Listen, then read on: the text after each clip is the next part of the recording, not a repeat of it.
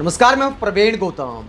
दोस्तों, वीडियो में इस बात का विश्लेषण करेंगे कि हरियाणा में मतदान से पहले विनेश फोगाट पर बबीता फोगाट ने क्या रायता फैलाने की कोशिश की है।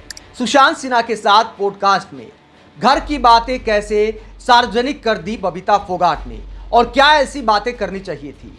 इसके अलावा इस बात का भी विश्लेषण करेंगे कि दीपेंद्र हुड्डा और विनेश फोगाट को टारगेट करते हुए बबीता ने जो आरोप लगाए, आखिरकार उनमें कितना दम है और सुशांत सिन्हा क्या सवाल पूछना भूल गए बबीता फोगाट से और क्या सवाल ऐसे थे जिन पर बबीता फोगाट बीजेपी का फायदा नुकसान देखते हुए गोलमाल कर गई। पहले बात करते हैं कि विनेश पर क्या आरोप लगाए। बबीता फोगाट ने कहा कि मेरे परिवार ने जितना किया, मेरे पापा ने जितना किया विनेश फोगाट के लिए, उसके बदले में अच्छा सिला नहीं दिया, उसकी वजह से हमारा दिल दुखता है।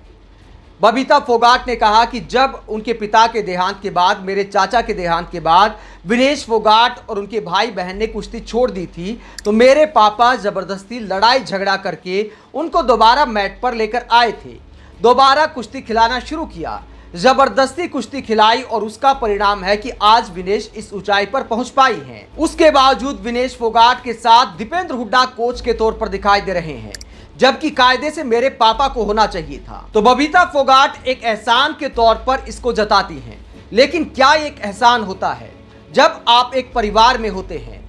विनेश फोगाट की माँ जो है और बबीता फोगाट की माँ वो सगी बहनें हैं और पिता चाचा तो सगे भाई हैं ही, यानी माँ की तरफ से भी अपनापन है और पिता की तरफ से भी अपनापन है।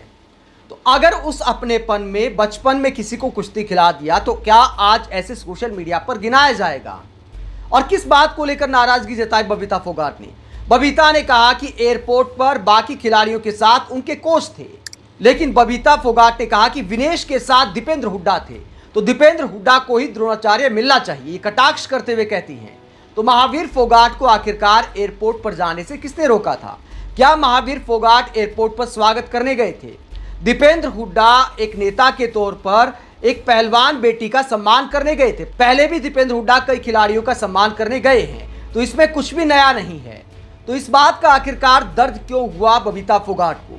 अगर महावीर फोगाट एयरपोर्ट पर स्वागत करने जाते तो उनके साथ भी तस्वीर आ जाती, लेकिन महावीर फोगाट नहीं गए। दूसरा, इस बात को लेकर बबीता ने नाराजगी जताई कि देखिए, विनेश पहले भी 32 साल तक खेलने की बात करती थी, अब अचानक क्या हुआ जो कुश्ती छोड़कर राजनीति में आ गई। तो आपने भी राजनीति का रास्ता चुना और क्या वर्तमान परिस्थिति में एक खिलाड़ी होने के नाते, एक नेता होने के नाते और एक समझदार इंसान होने के नाते आप सोच सकते हैं कि 4 साल कुश्ती में और ज़्यादा सर्वाइव कर सकती थी विनेश फोगाट, जबकि उनकी पार्टी की अपनी आईटी सेल लगातार उनको टारगेट कर रही है। इस पॉडकास्ट में एक बार भी विनेश फोगाट ने यह नहीं कहा कि जो आईटी सेल के लोग हैं वो बेवजह विनेश फोगाट को टारगेट करते हैं। जब विनेश फोगाट का उनकी पार्टी के IT cell below the belt जाकर अपमान करते रहे, उसके बावजूद बबीता फोगाट चुप रही और आज जब विनेश फोगाट कांग्रेस से राजनीति कर रही हैं तो आज कहती है कि देखिए कुश्ती क्यों छोड़ दी। विनेश फोगाट की जो इंजरी रही है उसके बाद अगले 4 साल सरवाइव करना काफी मुश्किल था। कोई भी आदमी जो खेल को समझता है वो इस बात को मान सकता है कि 4 साल तक खुद को इंजरी से बचाकर और सोशल मीडिया पर टारगेट को झेलते हुए आगे बढ़ना इतना आसान नहीं था। इसीलिए विनेश फोगाट ने कुश्ती छोड़कर राजनीति का रास्ता चुना।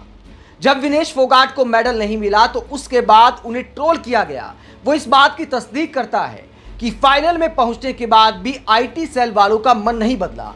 वो लगातार विनेश फोगाट को टारगेट कर रहे थे, तो विनेश फोगाट खुलकर राजनीति के मैदान में आ गई।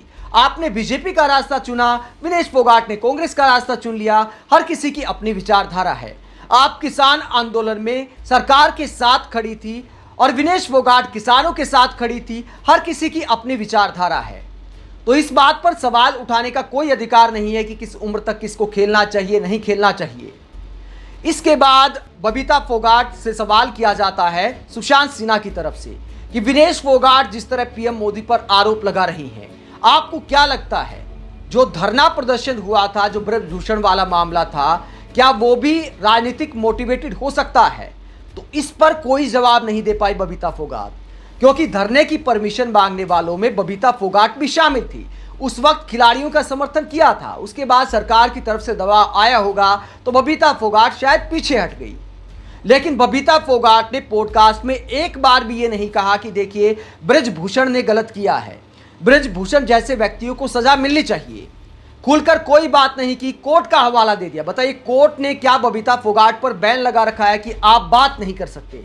जब बाकी सब लोग बात कर सकते हैं तो बबीता क्यों नहीं बात कर सकती? क्योंकि बात करने से बीजेपी को नुकसान होता। अगर ब्रजभूषण के खिलाफ बोलती तो फिर पार्टी को मुसीबत खड़ी हो जाती। लेकिन विनेश फोगाट के खिलाफ खुलकर बोल सकती है, लेकिन ब्रजभूषण के खिलाफ इस पॉडकास्ट में एक शब्द भी नहीं बोला बबीता फोगाट ने। ना ही ब्रजभूषण का नाम लेकर सुशांत सिन्हा ने कोई सवाल पूछा।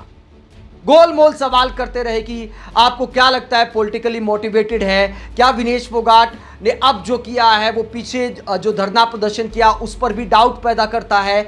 इस तरह से बात उगलवाने की कोशिश की, लेकिन बबीता फोगाट ने यह भी नहीं कहा कि जो धरना था वो गलत था।